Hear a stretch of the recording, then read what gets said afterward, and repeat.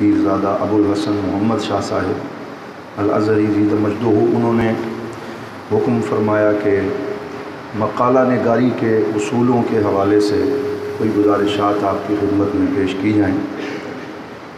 تو اس اعتبار سے چند مفید باتیں آج اور چند باتیں جو رہ جائیں گی وہ کل 2 دنوں کے سیشن میں ہم اپنی گفتگو مکمل کریں گے۔ اگرچہ مجھے تھوڑا آج گلے کی خرابی کا مسئلہ درپیش ہے، لیکن میں کوشش کروں گا کہ جتنا ممکن ہو سکے ابلاغ ہو جائے اور جو اہم چند باتیں ہیں وہ کر لی جائیں۔ تو ہم آج یہ کوشش کریں گے کہ یہ اس بات پہ غور و فکر کریں کہ مقالہ جس کے 100 نمبر رکھے گئے ہیں شہادت العالمیہ کے پیپر اور اس کی ڈگری میں، اور ہر سال طلباء ایک مقالہ لکھتے ہیں اور اس کے لیے موضوع کا انتخاب کرتے ہیں، پھر ان کے پاس 3-4 مہینے 5 مہینے کا وقت ہوتا ہے جس میں انہوں نے اس کو مکمل کرنا ہوتا ہے۔ تو اس کی اہمیت کیا ہے اور پھر اس کے اصول کیا ہے، یعنی اہمیت اور اصول اور طریقہ کار، یہ 2-3 چیزیں ہم بیان کریں گے۔ سب سے پہلے تو یہ دیکھنا چاہیے کہ حضور ضیاء الامت جسٹس پیر محمد کرم شاہ الازہری رحمۃ اللہ تعالیٰ علیہ، انہوں نے جب دورہ حدیث شریف کا بیرہ میں آغاز فرمایا اس وقت سے لے کے آج تک، یہ یعنی 2-4 برس کی بات نہیں، یہ نصف صدی کا قصہ ہے۔ تو یہ 50 سال پہ محیط ایک علمی سفر ہے۔ تو اس میں جتنے لوگوں نے بھی دورہ حدیث کیا سب سے حضور ضیاء الامت نے مقالہ لکھوایا اور اس کو شروع سے نصاب کا حصہ بنایا۔ تو اس کی وجہ کیا ہے؟ وجہ یہی ہے کہ حضور ضیاء الامت رحمۃ اللہ تعالیٰ علیہ ایسے عالم دین تیار کرنا چاہتے تھے جو تقریر کے بھی غازی ہوں، کردار کے بھی غازی ہوں اور تحریر کے بھی غازی ہوں، یعنی وہ صرف بول ہی نہ سکتے ہوں بلکہ اچھا لکھ بھی سکتے ہوں اور اپنے ما فی الضمیر کا اظہار کرنا انہیں آتا ہو۔ یہ آپ کی زندگی کے جو مقاصد تھے، اگر آپ خود حضور ضیاء الامت کی زندگی کو دیکھیں تو آپ نے جو بھرپور زندگی گزاری ہے، وہاں آپ نے طلباء تیار فرمائے، ان کو بخاری شریف پڑھائی، مسلم شریف پڑھائی، ایک اچھے مدرس ہونے کے ساتھ ساتھ آپ خود ایک اچھے مصنف بھی تھے، اور آپ کی تحریریں آج بھی جب انسان پڑھتا ہے تو وہ اردو ادب کا ایک اعلیٰ نمونہ بھی ہیں، شاہپارہ بھی ہیں، اور انہیں پڑھ کے انسان پکار اٹھتا ہے کہ یہ ایسی تحریر ہے جسے ہر شخص نہیں لکھ سکتا، بلکہ اس کے پیچھے سال ہا سال کی محنت ہے، کوشش ہے، کاوش ہے۔ اور مجھے یاد ہے میں جب ادھر دارالعلوم بیرہ شریف میں پڑھتا تھا تو ایک دفعہ مجھے جامعہ نظامیہ جانے کا اتفاق ہوا۔ ہم لاہور گئے ہوئے تھے، مختلف مدارس کا وزٹ تھا، 2006 کی بات ہے۔ تو ہم چلے گئے جامعہ نظامیہ، تو وہاں پر یہ علامہ خادم حسین رضوی صاحب اس وقت پڑھا رہے تھے، ابھی ان کا یہ شہرت کا دور شروع نہیں ہوا تھا۔ جامعہ نظامیہ کے ایک بڑے اچھے مدرس تھے، وہاں پڑھاتے تھے۔ تو انہوں نے ہمیں اپنے کمرے میں بلایا، انہیں پتہ چلا کہ بیرہ شریف سے کچھ طلباء آئے ہیں، تو چائے پلائی، باتیں کرتے رہے۔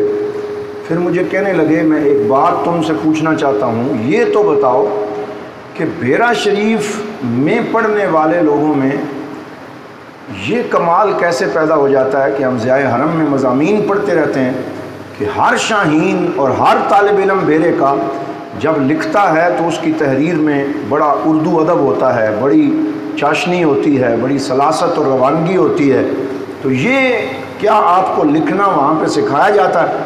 تو میں نے ان سے عرض کیا، میں نے کہا کہ وہ اقبال نے کہا تھا کہ ہے رگے ساز میں رواں صاحب ساز کا لہو، ہے رگے ساز میں رواں صاحب ساز کا لہو، کہ ساز کا اپنا تو کوئی سر نہیں ہوتا، وہ تو شعیب صاحب بھی بیٹھے ہوئے، ساز کا اپنا کوئی سر نہیں ہوتا، وہ بالکل پڑھ رہے تو خود اس سے ساز نہیں نکلتے، وہ تب نکلتے ہیں جب اس کے اوپر جو ہے وہ کسی ساز بجانے والے کی انگلیاں آتی ہیں، پھر اس میں سے سر نکلتے ہیں۔ تو یہ دارالعلوم محمدیہ غوثیہ بیرا شریف کی فضا کا اعجاز ہے، اس کی برکتیں ہیں کہ یہاں جب کوئی آتا ہے تو حضور ضیاء الامت رحمۃ اللہ تعالی علیہ نے ایک ایسا نظام تربیت قائم فرمایا ہے کہ محسوس اور غیر محسوس دونوں طریقے سے یہ شے اس انسان کو نصیب ہو جاتی۔ تو میں لے لیتا ہوں۔ تو اس میں بڑا مشہور ایک مقولہ بھی ہے کہ گر تو می خواہی کہ باشی خوش نویس می نویسو می نویسو می نویس، کہ اگر تم یہ چاہتے ہو کہ تم اچھے لکھاری بن جاؤ، خوش خط بن جاؤ، اچھے لکھنے والے بن جاؤ، تو اس کا طریقہ یہ نہیں ہے کہ آپ جو ہے وہ کوئی خاص قسم کی دعا تہجد کے وقت اٹھ کے پڑھیں تو آپ کی تحریر اچھی ہو جائے گی، بلکہ وہ می نویسو می نویسو می نویس، بار بار لکھنے کی مشق کرو، لکھتے رہو۔ تو شروع میں آپ کی تحریر میں پختگی نہیں ہوگی، لیکن آہستہ آہستہ آپ کی اس مشق کی بدولت اللہ تعالیٰ کرم فرمائے گا اور آپ کی تحریر اچھی ہو جائے گی، جاندار ہو جائے گی، اس میں اثر پذیری آ جائے گی، حشو و زوائد سے آپ کی تحریر پاک ہو جائے گی۔ حشو و زوائد سے مراد یہ ہے کہ پہلے شروع میں جب ہم لکھتے ہیں تو ہمارا کوئی ایک جملہ سیدھا نہیں ہوتا، اس میں ہزار خامیاں ہوتی ہیں، لیکن اگر ہم بد دل نہ ہو جائیں، بد ظن نہ ہو جائیں، بلکہ لکھنے کی وہ مشق جاری رکھیں، ایک دفعہ غلط ہو جائے پھر لکھیں تو آہستہ آہستہ انسان میں یہ کمال پیدا ہو جاتا ہے۔ ہمارے ہاں مسئلہ یہ ہے کہ آپ حضرات جو شاخوں سے آتے ہیں یا جو مرکز کے طلباء بھی ہیں، ہم دورہ حدیث شریف سے پہلے لکھنے کی مشق بہت کم کرتے ہیں۔ یہ ایک تنقیدی پہلو ہے بہرحال کہ ہم لوگ ہدایہ اور کنز اور قدوری تو پڑھتے رہتے ہیں، لیکن ساتھ لکھنے کی مشق بہت کم ہے۔ ہم اپنے احساسات جذبات نہیں لکھتے، ڈائری لکھنے کا الا ماشاء اللہ ہمارے ہاں اب رواج نہیں رہا۔ پہلے دور میں لوگ خط لکھتے تھے تو اس سے بھی ان کی کافی مشق ہو جاتی تھی لکھنے کی۔ اب خط کی جگہ بھی میسیجنگ اور چیٹ اور وہ فیس بک اور ان چیزوں نے لے لی ہے، اور اس میں بھی جو اردو ہم لکھ رہے ہوتے ہیں وہ بھی اکثر طلباء ایسے ہیں جو اردو کو اردو نہیں لکھتے بلکہ رومن میں لکھتے ہیں، یعنی اگر آپ کہاں ہیں تو وہ AAP لکھیں گے، آپ KAHAN، تو یہ وہاں سے بھی اردو کا جنازہ نکل رہا ہے۔ تو اردو لکھنے کے جو مواقع ہمارے پاس تھے وہ ختم ہو گئے تقریباً، نہ خط رہا، نہ تحریر رہی، نہ ڈائری لکھنے کا کوئی طریقہ رہا، نہ اپنے احساسات لکھنے کا کوئی مشق ہمارے ہاں موجود ہے، جس کی وجہ سے اچانک جب مقالہ ہمارے سر پہ آ پڑتا ہے وہ بہت بڑا پہاڑ محسوس ہوتا ہے۔ پھر ہمارے طلباء اکثر جو ہیں وہ کسی اور کی مدد لے رہے ہوتے ہیں کہ اتنے پیسے لے لو اور مجھے مقالہ لکھ دو، اور کوئی جو ہے وہ کاپی پیسٹ کر رہا ہوتا ہے کہ جہاں سے اٹھایا وہاں چسپاں کر دیا۔ اور اب تو ایسے بھی تماشے ہوئے ہیں کہ بچیوں کی طرف سے بعض مقالے تو بہت اچھے موصول ہوئے، لڑکوں کی طرف سے بھی، اور بعض ایسے موصول ہوتے ہیں کہ جس کے مقدمے میں لکھا ہوتا ہے کہ یہ میرے نوائے وقت میں چھپنے والے کالم تھے، ان کو اب میں کتابی شکل دے رہا ہوں۔ یہ ہمارے طالب علم نے لکھ دیا، یعنی اس نے کہیں سے وہ پوری کتاب کو اٹھا کے اتنی زحمت بھی نہیں کی کہ تھوڑا سا مقدمہ تبدیل کر لے، وہی سارا اٹھا کے ہمیں دے دیا۔ تو اس سے وقت گزاری تو ہو جائے گی اور آپ کو ڈگری تو مل جائے گی، لیکن آپ کے اندر کام چوری کا ایک ایسا احساس بیدار ہوگا جو ساری زندگی آپ کو کچھ کرنے نہیں دے گا، اور آپ اسی طرح جو ہے وہ وقت گزارتے رہیں گے۔ لہٰذا میں انتہائی خلوص کے ساتھ یہ آپ سے کہوں گا کہ جس نے بھی مقالہ لکھنا ہے، چاہے اس میں معیار اتنا زیادہ نہ بھی آ سکے جتنا آپ یا ہم چاہتے ہیں، لیکن خود لکھیں، اور اس میں آپ جو ہے وہ مواد چوری کرنے کا یا اس کے سرقے کا جو ہے وہ ذہن نہ بنائیں، بلکہ جتنا بھی ممکن ہے آپ خود کوشش کریں، اور یہ تحریر ساری زندگی پھر آپ کے لیے ممد و معاون ثابت ہوگی۔ دو باتیں میں شروع میں اور کرنا چاہتا ہوں۔ ایک یہ ہے کہ حضور ضیاء الامت رحمۃ اللہ تعالیٰ علیہ کے حوالے سے ہمارے استاد گرامی شیخ الحدیث حضرت علامہ عبدالرزاق صدیقی صاحب مدظ اللہ العالی، انہوں نے ایک دفعہ ہمیں یہ واقعہ سنایا۔ سفر پہ ہم کہیں جا رہے تھے تو راستے میں استادوں نے فرمایا کہ ایک دفعہ مگال، یہ چوہا سیدن شاہ کے ساتھ ایک گاؤں ہے، آپ جانتے ہوں گے، وہاں گرمیوں کے موسم میں حضور ضیاء الامت جاتے تھے اور جا کر ضیاء القرآن لکھتے تھے۔ موسم وہاں کا اچھا ہے، وہاں ایک مسجد ہے آج بھی موجود ہے جہاں آپ بیٹھتے تھے، تو آپ تشریف لے گئے۔ پیچھے سے عبدالرزاق صاحب کو ٹیلی فون آیا کہ آپ پیر صاحب کی لائبریری سے فلاں فلاں کتابیں لے کر پہنچ جائیں۔ وہ کہتے ہیں میں کتابیں لے کے بس پہ بیٹھا، مگال پہنچا، اس مسجد میں پہنچا جہاں پیر صاحب لکھتے تھے بیٹھ کے، تو اس وقت آپ کے مطالعے کا ٹائم تھا، اور آپ اکیلے بیٹھ کے مطالعہ کر رہے تھے، کوئی کتاب آپ کے ہاتھ میں تھی، میں پیچھے بیٹھ گیا کہ جب آپ مطالعہ سے فارغ ہوں گے تو میں سلام کروں. تو میں نے عجیب منظر دیکھا کہ پیر صاحب قبلہ جو ہے وہ بیٹھے ہوئے ہیں، ایک ہاتھ میں کتاب ہے، عربی کی کوئی کتاب پڑھ رہے ہیں، اور دوسرے ہاتھ میں مصری کی ایک ڈلی ہے. یہ مصری ہوتی ہے چینی کی طرح کھانے والی، وہ اس لیے تاکہ اگر بھوک محسوس ہو یا تو مجھے اٹھ کے نہ جانا پڑے بلکہ تھوڑا سا چلیں. وہ ساتھ ساتھ کھا رہے تھے. تو اتنا انہماک تھا مطالعہ میں، اتنا انہماک تھا کہ آپ کو پتہ ہی نہیں تھا، اور آپ نے اپنا ہاتھ ایسے رکھا ہوا تھا، اس میں مصری کی ڈلی تھی اور ساتھ پڑھ رہے تھے. تو کیڑیاں جو ہے نا، چیونٹیاں، وہ یہاں سے چڑھتی تھیں اور ایسے آ کے ہاتھ سے اپنا مصری میں سے حصہ لے کے، پوری لائن ایک بنی ہوئی تھی، وہ آ رہی تھیں اور جا رہی تھیں، اور پیر صاحب کو احساس ہی نہیں تھا اور مطالعے میں اس حد تک استغراق تھا.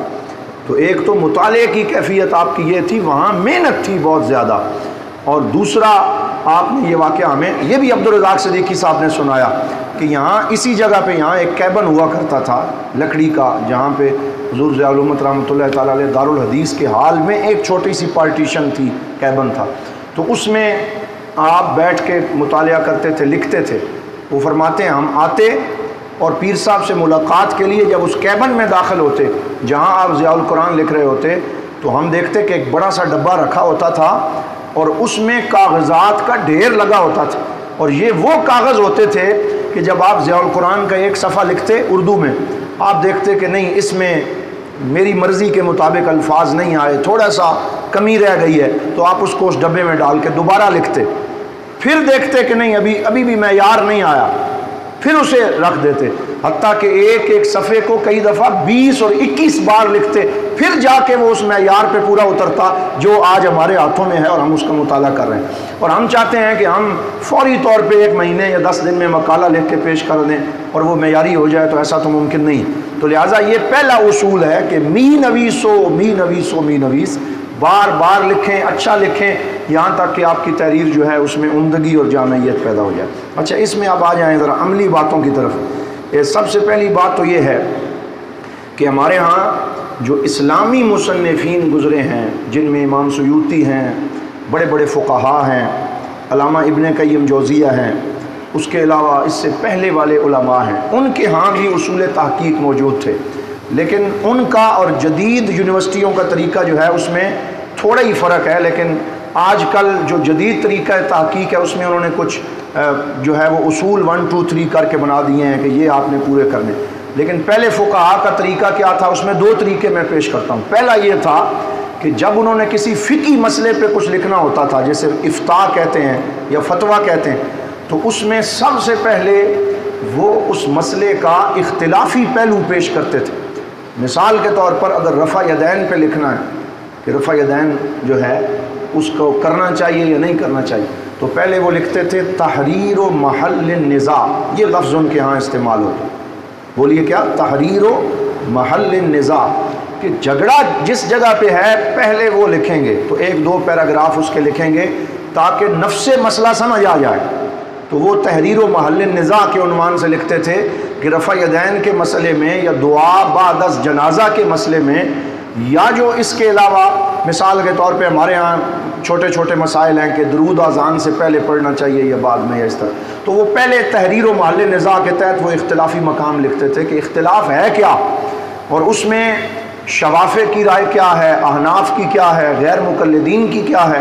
ساروں کی رائے لکھنے کے بعد پھر نیچے وہ لکھتے تھے ادلۃ الفریق الاول، ادلۃ الفریق الاول، کہ پہلے فریق کی دلائل یہ ہے.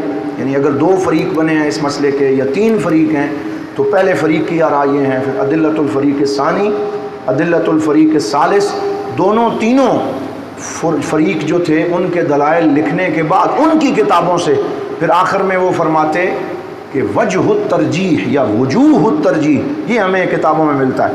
یعنی سب سے پہلے تحریر و محل نزاع، پھر ادلۃ الفریق الاول والثانی، اور اس کے بعد وجوہ الترجیح. ترجیح کسے کہتے ہیں؟ یعنی ہم نے آپ کو دونوں یا تینوں جو فریق ہیں ان کے دلائل لکھ دیے ہیں، اب ہم ان میں سے کس فریق کی رائے کو ترجیح دیتے ہیں. وہ آخر میں ترجیح کی وجوہ لکھنے کے بعد، اور ترجیح کیوں دیتے ہیں اس کی پہلی وجہ یہ ہے، اس کی دوسری وجہ یہ ہے کہ فلاں کی دلیل قوی ہے، مضبوط ہے، پھر آخر میں وہ لکھ دیتے الخلاصہ یا نتیجۃ الکلام کہ ہمارے اس کلام کا نتیجہ یہ ہے۔ یہ ان کا ایک پورا پروسیس تھا جس سے وہ گزرتے تھے، اور یہ تقریباً تمام فقہا، علامہ ابن عابدین شامی ہو جائے یا اس سے پہلے کے فقہا ہو جائیں، ان کا یہی طریقہ رہا ہے۔ اور حضور ضیاء الامت رحمۃ اللہ تعالیٰ علیہ نے ضیاء القرآن شریف میں بھی اس کو اپنایا ہے۔ آپ جب بھی کسی مسئلے پر کوئی ارشاد فرماتے ہیں اور کوئی اختلافی مسئلہ لکھتے ہیں تو آپ اس میں مختلف جو فریق ہیں ان کی رائے لکھنے کے بعد آخر میں فرماتے ہیں مجھے فلاں قول زیادہ پسند آیا، تو آپ اس طرف میلان کر دیتے ہیں تو پتہ چل جاتا ہے۔ ایک یہ تھا۔ دوسرا طریقہ یہ تھا جس کو مبادئ عشرہ کہا جاتا ہے۔ مبادئ عشرہ، 10 اصول، مبادئ عشرہ، 10 مبادئ مبدأ کی جمع ہے اور اسے اصول کہتے ہیں، 10 اصول۔ یہ امام الصبان سواد کے ساتھ، امام الصبان گزرے ہیں 6 صدی ہجری میں، انہوں نے اپنی کتاب کے اندر 3 مصروں پہ مشتمل ایک شعر لکھا ہے کہ ہمارے جو عربی کے اسکالرز تھے، فقہا تھے، وہ کوئی بھی کتاب لکھتے ہوئے کتاب کے آغاز میں یہ 10 چیزیں لکھتے تھے، پھر آگے کتاب شروع کرتے تھے۔ تو وہ شعر اگر آپ لکھ سکتے ہیں تو لکھ لیں، وہ بڑا اہم ہے اصول تحقیق کے حوالے سے۔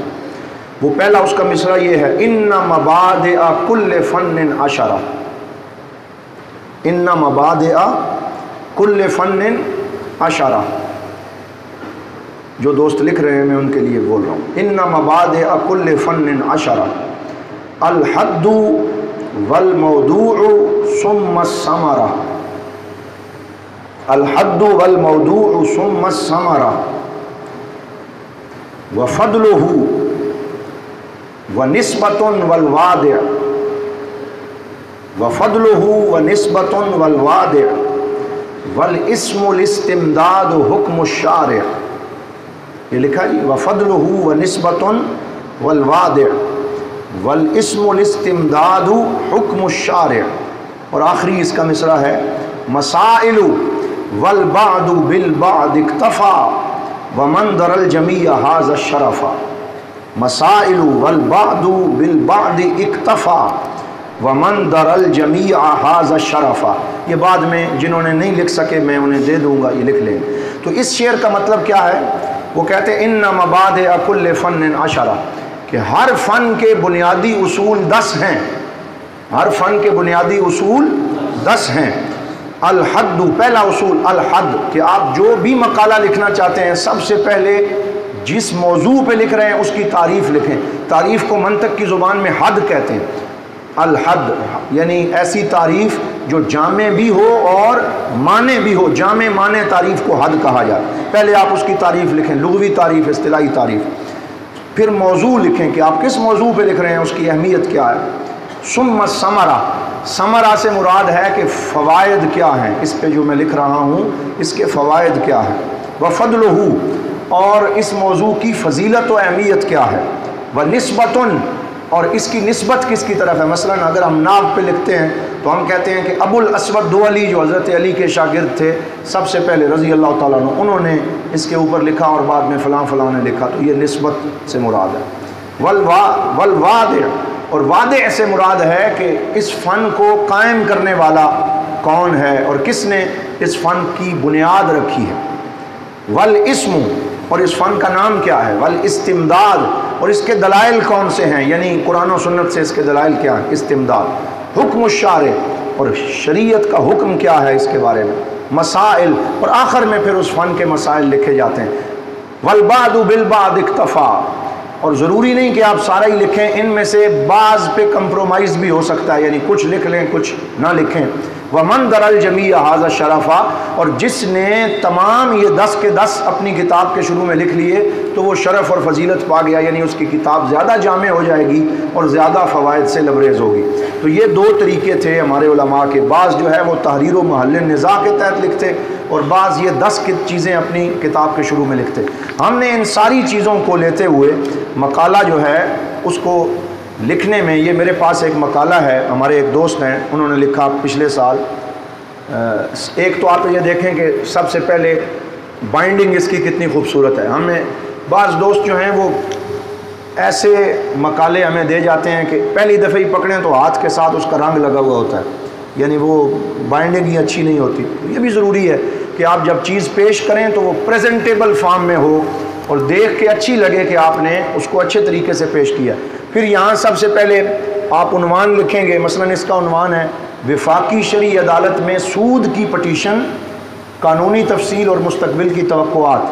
نیچے لکھا ہے مقالہ برائے الشہادۃ العالمیہ فی العلوم العربیہ والاسلامیہ، نیچے دارالعلوم کا مونوگرام لگا دیا۔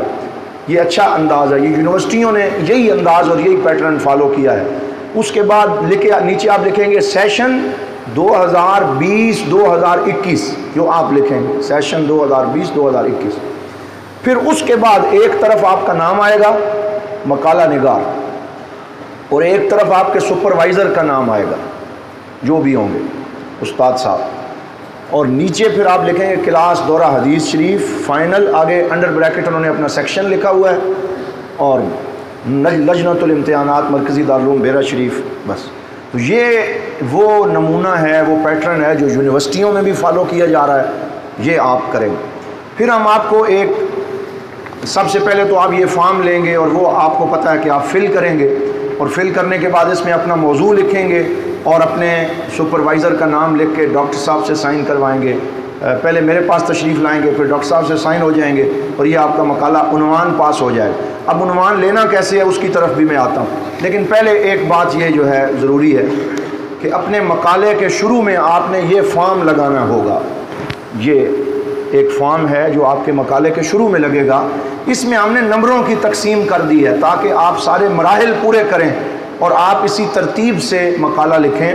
سب سے پہلے 5 نمبر ہیں فہرست عنوانات کے، یہ آپ کو ہم دے دیں گے 5 نمبر فہرست عنوانات، یعنی شروع میں آپ نے عنوانات کی فہرست دینی ہے کہ میرے پورے مقالے جسے خطہ کہتے ہیں وہ شروع میں آ جائے، خطۃ البحث، جسے انگلش میں سناپسس بھی کہتے ہیں، خطۃ البحث بھی کہتے ہیں، تو وہ آپ لگائیں گے۔ اس کے بعد اسے اردو میں مقالے کا خاکہ کہتے ہیں، 3 نام ہو گئے، خطۃ البحث، سناپسس یا مقالے کا خاکہ، یہ بنائیں گے۔ اس کے اندر آپ لکھیں گے کہ میرا موضوع کیا ہے، پھر نیچے ہوگا مقدمہ۔ مقدمہ جو ہے اس کے 15 نمبر ہیں، بڑا اہم ہے، یعنی وہ بندہ، مثلا ہم نے پچھلی دفعہ بھی بعض لوگوں کو ترجمے دیے تھے کہ آپ نے فلاں عربی کتاب کا ترجمہ کرنا، تو وہ جہاں سے ترجمہ شروع کرنا تھا انہوں نے پہلی لائن ہی وہ لکھی اور اس سے پہلے کوئی مقدمہ نہیں لکھا، تو ان کے 15 نمبر کٹ گئے، کیونکہ مقدمہ ضروری ہے۔ جس نے ترجمہ کرنا ہے اس کے لیے بھی ضروری ہے کہ وہ شروع میں لکھے گا مقدمہ، مقدمے کے بعد لکھے گا تمہید، وہ 2-3 پیراگراف ہوں گے، یہ مقدمے کے اندر کی چیزیں ہیں، یعنی 15 نمبر اگر مقدمے کے ہیں وہ مقدمے میں درج ذیل چیزیں ہونی چاہیے۔ تمہید، اس میں آپ تھوڑی سی اپنے موضوع کی تمہید باندھیں گے۔ مثال کے طور پر اگر آپ کا موضوع ہے کہ اسلام کی سپرمیسی یا اسلام کی آفاقیت، یعنی اسلام کا سارے ادیان سے بہتر ہونا، ان الدین عند اللہ الاسلام، اگر آپ اس پہ مقالہ لکھ رہے ہیں، میں مثال دے رہا ہوں، تو اب تمہید آپ اس طرح باندھ سکتے ہیں کہ اللہ رب العزت نے اس نظام کائنات اور نظام قدرت کو پیدا فرمایا، اور پھر اس میں ہدایت کے لیے اللہ تعالیٰ نے رہنما اصول عطا فرمائے، مختلف انبیاء بھیجے، 1,24,000 کے قریب انبیاء اپنے اپنے وقتوں میں آتے رہے اور وہ آ کے تبلیغ فرماتے رہے، لیکن سب سے آخری نبی جن کی تخلیق سب سے پہلے ہوئی وہ ہمارے پیارے آقا حضرت محمد رسول اللہ صلی اللہ علیہ وآلہ وسلم ہے۔ تو اس طرح کی تمہید ہو جائے گی۔ یہ میں نے چھوٹی سی آسان سی مثال دی ہے، جیسا آپ کا موضوع ہوگا ویسے آپ اپنی بات کا آغاز کریں گے۔ آگے آپ مقدمہ، اس کے نیچے تمہید، تمہید کے نیچے آپ لکھیں گے تعارف موضوع۔ بولیے کیا لکھیں گے؟ تعارف موضوع، آپ کے موضوع کا تعارف کیا ہے، یعنی جو آپ کا مقالہ کھولے اسے پورا مقالہ نہ پڑھنا پڑے، وہ جو ہی تعارف موضوع پڑھے تو اسے اندازہ ہو جائے کہ میں کون سی کتاب، کون سی بحث پڑھنے جا رہا ہوں۔ تو آپ اس میں بتائیں کہ میرے موضوع کا تعارف یہ ہے اور اس موضوع کے حوالے سے چند اہم باتیں ذکر کریں۔ وہ بے شک آپ 2-3 اس کے عنوان یا 2-3 پوائنٹ میں ذکر کر سکتے ہیں۔ اس کے بعد آپ لکھیں گے اہمیت موضوع۔ میں شروع سے پھر کہتا ہوں، مقدمہ، تمہید، تعارف موضوع، اہمیت موضوع۔ اہمیت موضوع آپ بیان کریں گے کہ جس موضوع پہ میں مقالہ لکھ رہا ہوں اس کی اہمیت کیا ہے۔ اور کون کون سے پوائنٹ ہیں جو اس کو باقی علوم سے یا باقی موضوعات سے ممتاز کرتے ہیں، اور یہ اس کی اہمیت ہے۔ مثال کے طور پہ اگر آپ علم حدیث پہ لکھ رہے ہیں تو آپ اہمیت موضوع میں یہ لکھ سکتے ہیں، کیونکہ یہ حضور سید الانبیاء صلی اللہ علیہ وآلہ وسلم کی گفتگو ہے حدیث، لہٰذا تمام باقی مخلوقات سے افضل ہے۔ اور پھر علم حدیث جو ہے وہ قرآن پاک کا شارح بھی ہے، یعنی قرآن کو سمجھنے کے لیے حدیث کی ضرورت ہے، تو اس طرح کے کچھ پوائنٹ آپ وہاں لکھ دیں گے۔ اس کے بعد آگے لکھیں گے سابقہ تحقیقی کام کا جائزہ، یا لکھیں گے سابقہ تحقیقی کام کا جائزہ۔ اسے عربی میں کہتے ہیں الدراسات السابقہ، یعنی جس موضوع پہ میں لکھ رہا ہوں کیا اس سے پہلے بھی اس پہ کچھ لکھا گیا ہے؟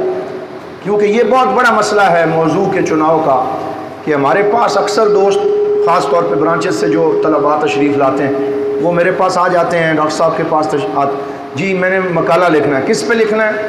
وہ جی اولیاء کرام، بس آگے کچھ بھی نہیں لکھا، اولیاء کرام۔ اچھا آپ نے کس پہ لکھنا ہے؟ جی پردے کی شرعی حیثیت۔ آپ نے کس پہ لکھنا ہے؟ جی میں نے خواجہ معین الدین چشتی اجمیری، بس اس طرح لکھا ہوتا۔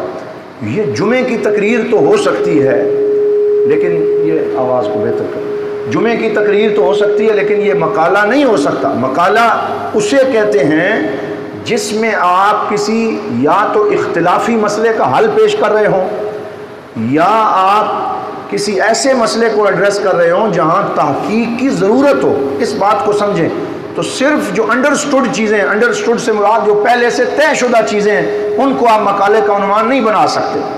یعنی اولیاء کرام، اس پہ کیا اختلاف ہے؟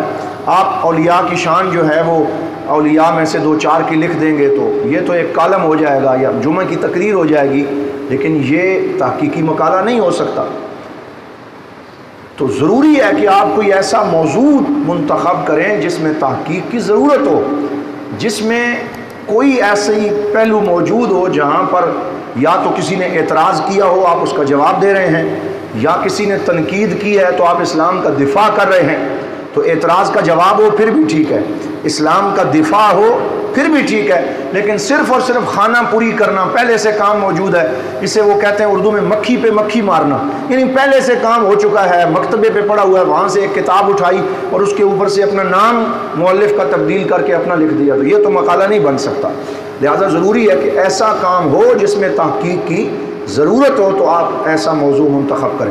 تو جب آپ لکھیں گے سابقہ تحقیقی کام کا جائزہ تو اس میں آپ لکھیں گے کہ مثال کے طور پر اگر آپ اس بات پہ مقالہ لکھ رہے ہیں کہ اسلام میں جہاد کی اہمیت اور منکرین جہاد کے اعتراضات کا تحقیقی جائزہ، یہ ایک اسلام میں جہاد کی اہمیت اور منکرین جہاد کے اعتراضات کا تحقیقی جائزہ، اگر آپ ایسے لکھیں گے تو پھر آپ سابقہ تحقیقی کام میں یہ لکھیں گے کہ میں نے جہاد کے موضوع پہ کتابوں کا مطالعہ کیا ہے، فلاں 4-5 کتابیں جو آپ کو مل جائیں وہ آپ مینشن کریں کہ ضیاء القرآن پبلیکیشن سے چھپی ہے، یہ کراچی سے چھپی ہے، یہ لاہور سے چھپی ہے، لیکن ان کتابوں میں مجھے منکرین جہاد کے رد پہ کوئی دلائل نظر نہیں آئے، لہٰذا میں اپنے مقالے میں یہ کوشش کروں گا کہ یہ جو ایک خلا موجود ہے، یہ جو اسے انگلش میں کہتے ہیں ریسرچ گیپ، بولیے کیا کہتے ہیں؟ ریسرچ گیپ، یعنی تحقیقی خلا جو موجود ہے میں اسے پر کرنے کی کوشش کروں گا۔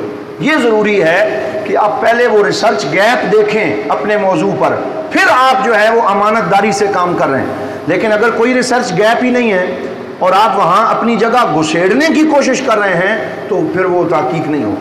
آپ دیکھیں کہ ریسرچ گیپ کیا ہے، اور وہ آپ اگر تھوڑی سی کوشش کریں گے۔ میں جب مصر میں اپنے ایم فل کی وہ موضوع پاس کروا رہا تھا، 2.5 مہینے مجھے لگے، اور کسی کو 3 لگتے ہیں، کسی کو 6 مہینے لگتے ہیں۔ تو ہم ایک عنوان لے کے جاتے تھے، ہمارے سپروائزر کہتے کہ اس پہ تو فلاں کام ہو چکا ہے، فلاں ہو جائے، واپس لے جاؤ اور لے آؤ۔ تو 2-2.5 مہینے لگ گئے اس ریسرچ گیپ تک پہنچنے کے لیے کہ ایک اچھا عنوان ایسا مل جائے کہ جس پہ پہلے کام نہ ہوا ہو۔ تو یہ بہت ضروری ہے کہ آپ ایسا عنوان تلاش کریں جس پہ پہلے کام نہ ہوا ہو، وگرنہ پھر آپ جو ہے وہ مقالے کا حق ادا نہیں کریں۔ تو مقدمے کے نیچے تمہید، تعارف موضوع، اہمیت موضوع، سابقہ تحقیقی کام کا جائزہ، اور اس کے تحت آپ یہ بھی لکھیں گے کہ مقاصد و اہداف، مقاصد و اہداف یہ بھی لکھیں تو بہت بہتر۔ اس سے مراد یہ ہوگا کہ میں کیوں اس موضوع میں دلچسپی لے رہا ہوں، تو اس میں مثال کے طور پہ فقہ ہے، اصول فقہ ہے، تصوف ہے، تفسیر ہے، عقائد ہیں، بہت سارے موضوعات ہیں، علم حدیث ہے، اصول حدیث ہے۔ تو جس میں آپ نے اپنا عنوان منتخب کیا ہے، آپ کو یہ بتانا ہوگا کہ میں نے یہ موضوع کیوں منتخب کیا، میری اس میں دلچسپی کی وجہ کیا ہے، وہ آپ 2-3 پوائنٹ میں بتائیں گے۔ ایک تو آپ یہ کہہ سکتے ہیں کہ شروع سے ہی میرا میلان تصوف کی طرف ہے، تو اس لیے میں نے اس کو منتخب کیا، یا پھر اس میں فلاں جو ہے وہ تنقیدیں موجود تھیں تو ان کا حل پیش کرنے کے لیے میں نے ایسا کیا۔ یہ 15 نمبر کا مقدمہ ہے جو شروع میں آپ کو لکھنا پڑے گا۔ اب ذرا یہاں رک کر اس کے آگے پھر آ جاتا ہے صلب موضوع، یعنی مقدمہ کے بعد آتا ہے صلب موضوع۔ صلب موضوع آپ کے مقالے کا اصل ٹیکسٹ ہوتا ہے، متن ہوتا ہے، جس کے 50 نمبر ہیں، یعنی یہ اصل مقالہ ہے۔ 100 میں سے 50 نمبر اس کے ہیں، 15 نمبر مقدمے کے ہیں، 5 نمبر فہرست عنوانات کے، کل 70 ہو گئے۔ اس کے بعد نیچے آ جائیں تو حواشی، جو نیچے حاشیہ لکھا جاتا ہے، اس کے 10 نمبر ہیں، تو یہ 80 نمبر ہو گئے۔ یعنی جس لڑکے نے یا جس دوست نے مقالہ تو لکھ دیا لیکن حاشیہ نیچے نہیں لکھا تو اس کے بھی کچھ نمبر کٹ جائیں گے۔ حاشیہ ضروری ہے۔ حاشیے سے کیا مراد ہے؟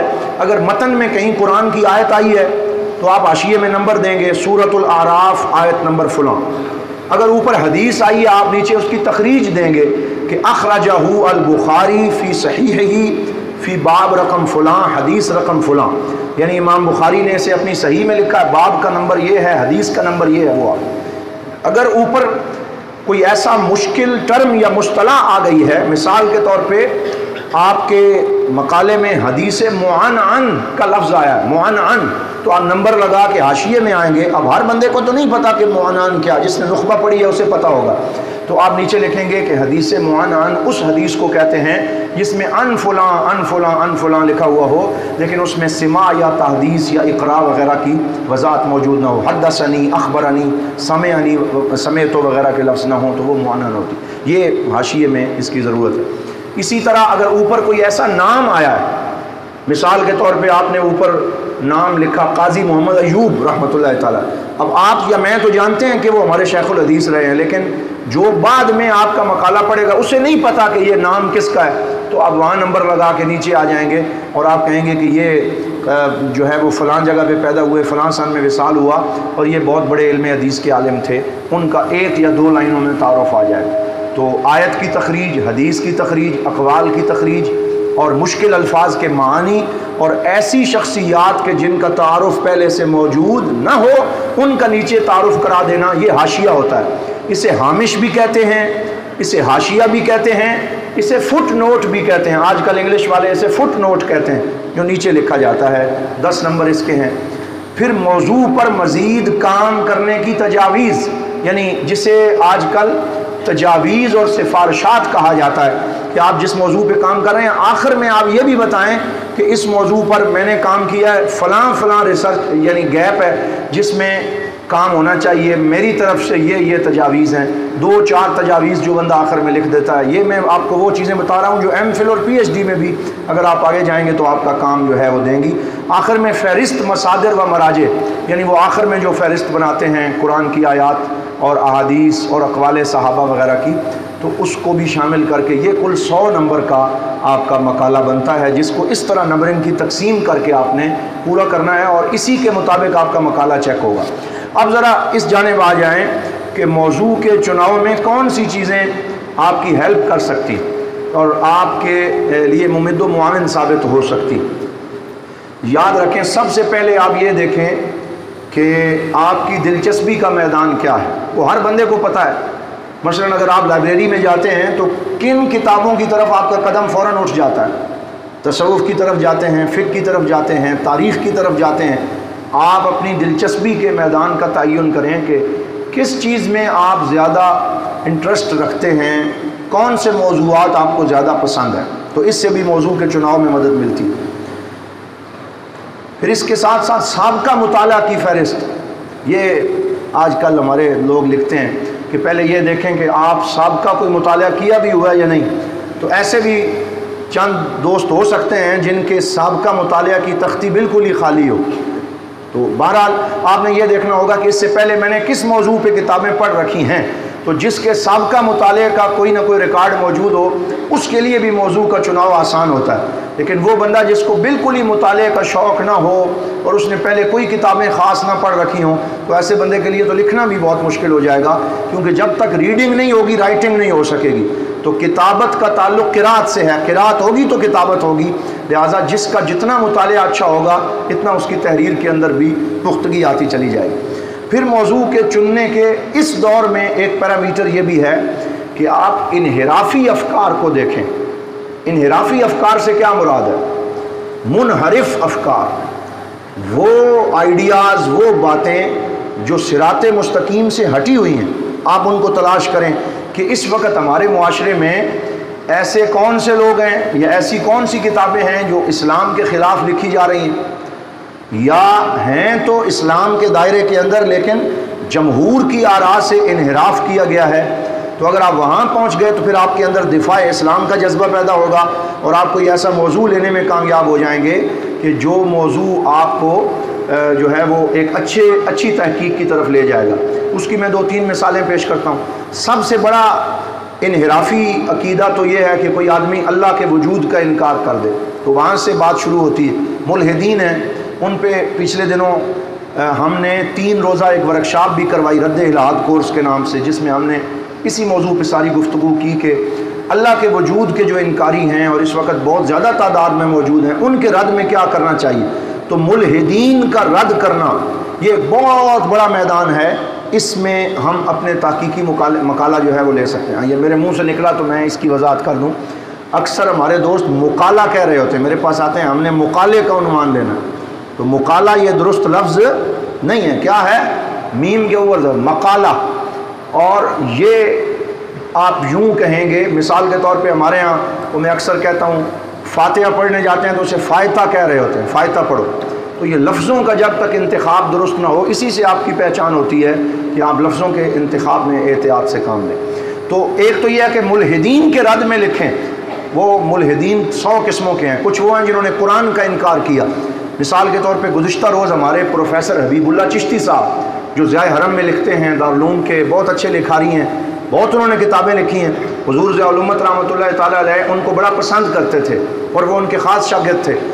انہوں نے ضیاء حرم میں 2 حصوں میں اپنا ریسرچ آرٹیکل لکھا ہے کہ قرآن پاک میں دعوی تضاد کا علمی محاسبہ، بہت اچھا موضوع، اور میں سمجھتا ہوں کہ اس کی بنیاد حبیب اللہ چشتی صاحب نے ڈالی ہے، لیکن اس پہ ابھی پورا مقالہ نہیں لکھا گیا۔ یہ آپ میں سے کسی دوست کے لیے موقع ہے کہ وہ اس پہ لکھ سکتا ہے، قرآن میں دعوی تضاد کا علمی محاسبہ۔ یہ دعوی تضاد کسے کہتے ہیں؟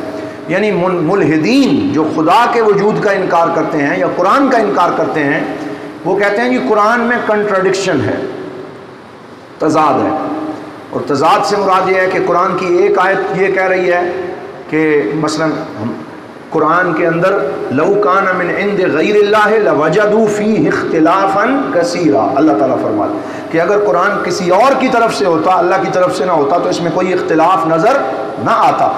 تو ملحدین کہتے ہیں کہ ایک طرف تمہارا قرآن کہتا ہے کہ کوئی قرآن میں اختلاف اور کنٹراڈکشن نہیں ہے، پھر وہ کہتے ہیں فلاں جگہ پہ بھی اختلاف ہے، فلاں جگہ پہ بھی ہے، فلاں پہ بھی ہے۔ تو 10-15 مقامات انہوں نے ایسے من گھڑت طریقے سے اعتراض کیا ہوا ہے کہ یہ قرآن کے اندر جی کنٹراڈکشن ہے اور تضاد ہے۔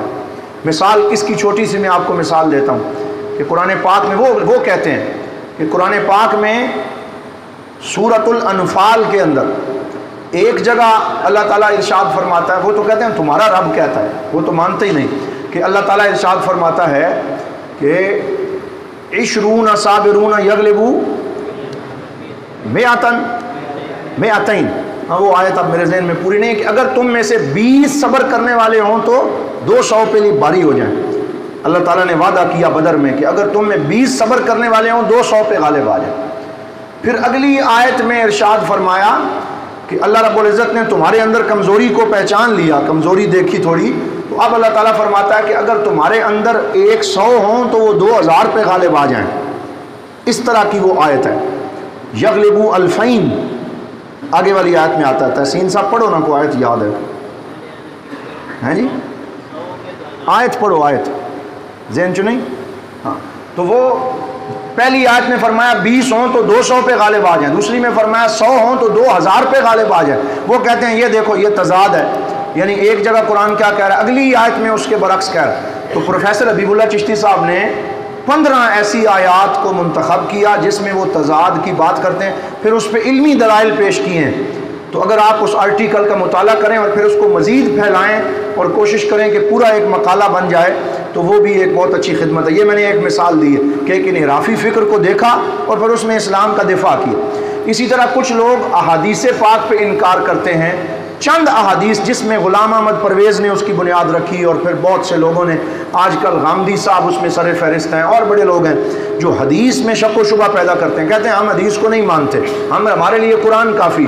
تو منکرین حدیث کا ایک رد وہ ہے جو حضور ضیاء الامت نے سنت خیر الانام میں فرما کے ہمارے لیے ایک رول ماڈل بنا دیا کہ اردو میں آپ نے منکرین حدیث کا رد کیسے کرنا ہے، لیکن وہ کام وہاں پہ رکا نہیں ہے، کیونکہ نہ تو منکرین حدیث خاموش ہوئے ہیں، تو اگر وہ خاموش نہیں ہوئے تو دفاع کرنے والوں کو بھی خاموش نہیں ہونا چاہیے۔ مثال کے طور پہ وہ یہ کہتے ہیں، یہ جو مکھی والی وہ روایت ہے کہ حضور صلی اللہ علیہ وسلم نے فرمایا اگر کسی پینے والی چیز میں یا کھانے والی چیز میں وہ گر جائے تو اس کے ایک پر میں شفا ہے اور ایک پر میں وبا ہے، تو تم اس کو ڈبو کے نکال دو تو وبا اور شفا برابر ہو جائے گی، تمہیں کچھ بھی نہیں ہوگا۔ اس پہ بڑا واویلا مچایا انہوں نے کہ دیکھو جی یہ مسلمانوں کے نبی کیا کہتے ہیں۔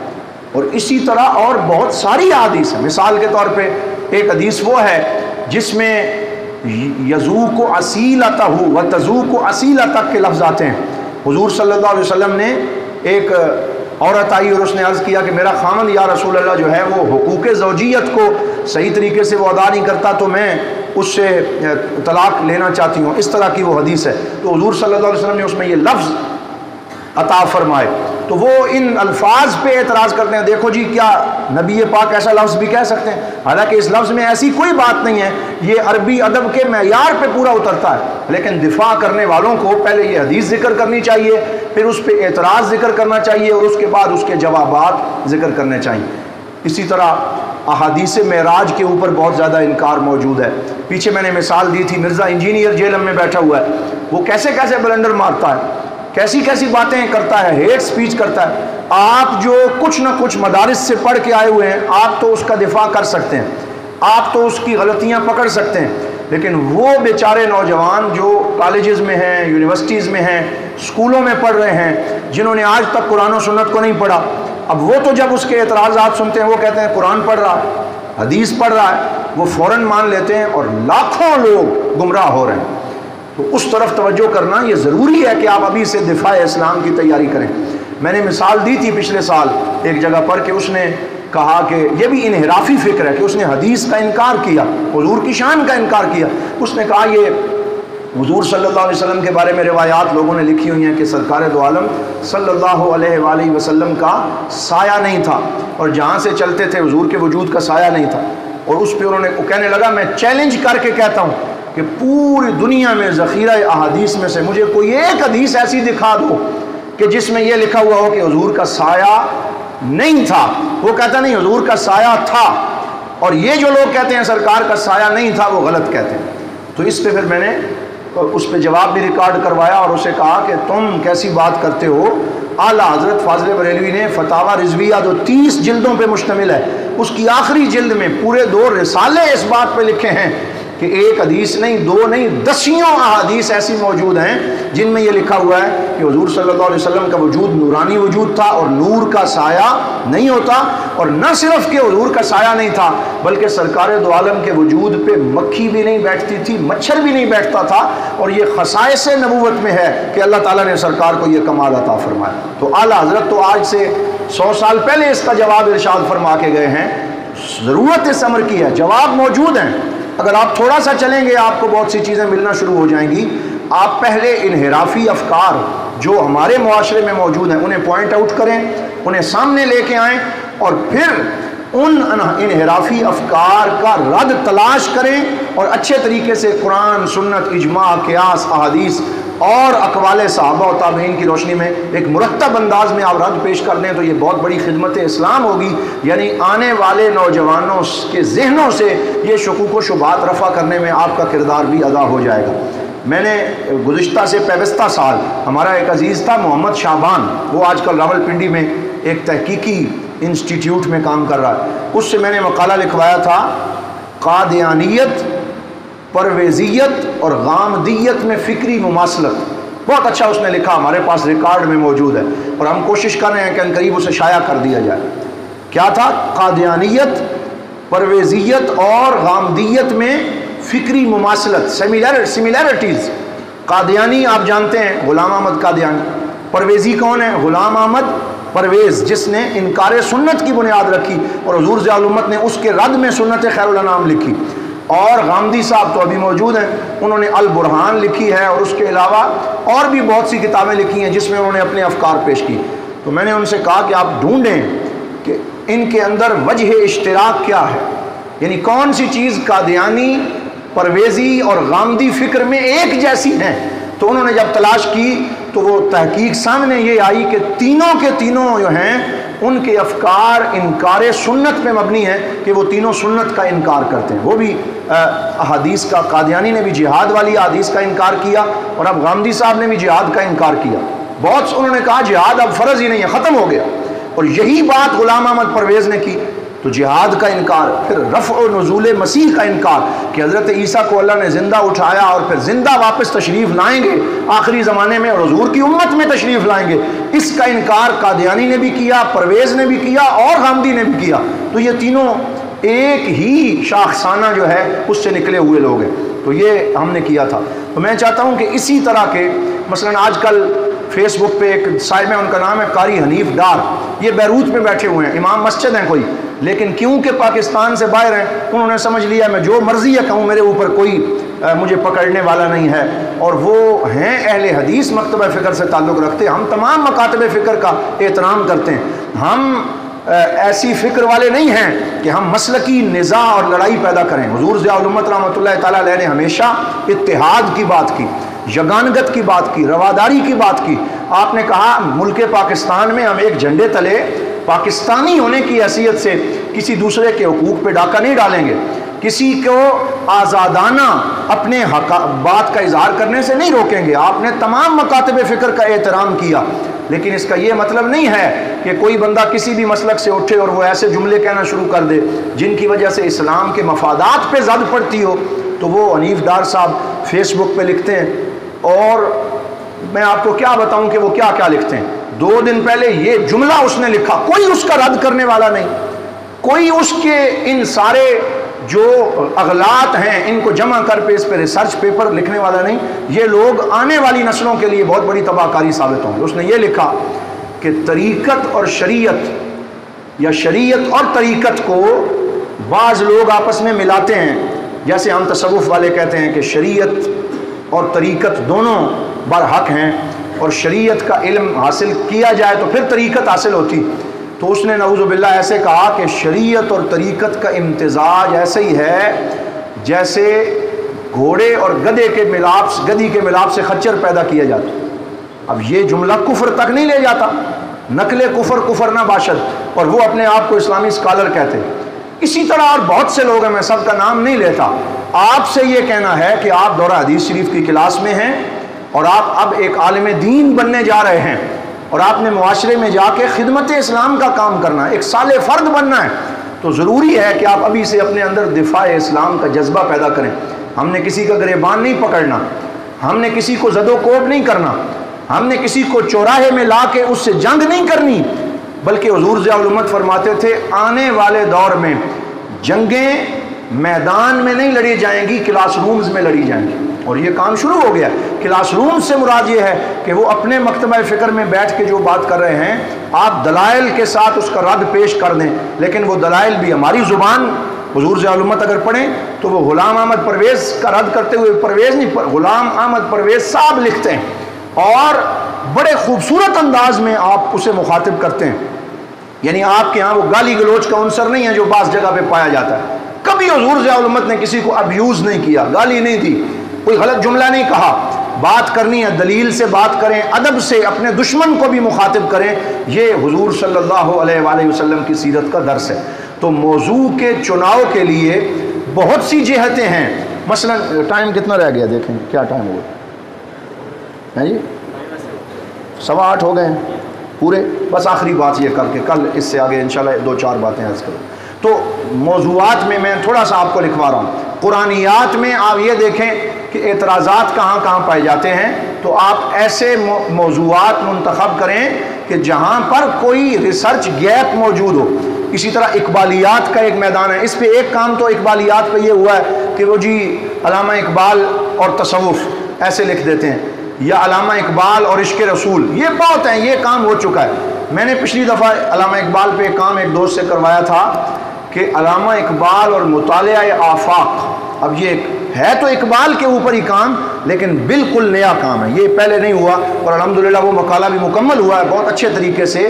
مطالعہ آفاق سے مراد یہ ہے کہ علامہ اقبال نے اپنے کلام میں یہ جو قرآن کا حکم ہے فَاعْتَبِرُوا يَا أُولِي الْأَبْصَارِ, اور قرآن فرماتا ہے فَرْجِعِ الْبَصَرَ هَلْ تَرَى, کیا ہے جی فَرْجِعِ الْبَصَرَ ہاں هَلْ تَرَى مِن فُطُورٍ. قرآن فرماتا ہے کہ دیکھو بار بار دیکھو, کیا تمہیں کوئی شے ایسی نظر آتی ہے کہ جو کائنات میں تغیر و تبدل ہو. قرآن فرماتا ہے اِنَّ فِي اخْتِلَافِ اللَّيْلِ وَالنَّهَارِ لَآيَاتٍ لِأُولِي الْأَبْصَارِ. قرآن فرماتا ہے کہ اختلاف لیل و نہار کے اندر نشانیاں ہیں بہت زیادہ. مطالعہ آفاق کا حکم قرآن نے دیا ہے. تو علامہ اقبال نے مطالعہ آفاق کیا, کھول آنکھ, زمین دیکھ, فلک دیکھ, فضا دیکھ, مشرق سے ابھرتے ہوئے سورج کو ذرا دیکھ, کھولی ہیں ذوق دید نے آنکھیں تیری اگر ہر راہ گزر میں نقش کفے پائے یار دیکھ. تو ایسے اشعار جمع کرنا جن میں علامہ اقبال نے مطالعہ آفاق کی بات کی. پھر حدیث پاک کے حوالے سے جن احادیث پہ اعتراض کیا گیا ہے ان کا جواب دینے کی کوشش کرنا. پھر یہ جو آج نئے نئے مفکر پیدا ہو گئے ہیں ان مفکرین کا علمی اور تحقیقی رد کرنا. پھر ضیاء القرآن شریف کے حوالے سے بہت سے پہلو ایسے ہیں جن پہ ہم کام کر سکتے ہیں. انشاءاللہ یہ جو مزید موضوعات کے چناؤ کے حوالے سے لسٹ ہے وہ کل میں آپ سے شیئر کروں گا. آج صرف تمہیدی طور پہ چند باتیں میں نے گزارش کی ہیں. تو دعا ہے اللہ تعالی ہم سب کو اچھے انداز میں اپنے مقالہ جات مکمل کرنے اور اس میں اپنی محنت کرنے کی توفیق عطا فرمائے. اگر کسی دوست کا کوئی سوال ہو تو وہ لکھ لیں اور یہاں پہ یہ ان کو ذیشان صاحب کو دے دیں. انشاءاللہ میرے تک آج پہنچ جائیں گے, کل ان پہ بات ہو جائے گی, یا جب کل میں آؤں تو آپ کل دے دیں گے تو اس پہ مزید ان سوالات کا جواب بھی پیش کر دیا جائے. وآخر دعوانا الحمدللہ رب العالمین.